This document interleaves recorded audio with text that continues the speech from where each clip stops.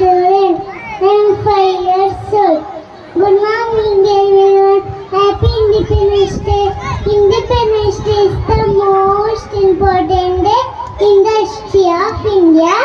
Independence Day is celebrated on 15th August every year with great joy.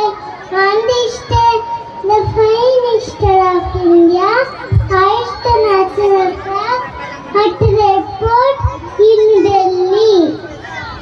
It is our national festival and national holiday.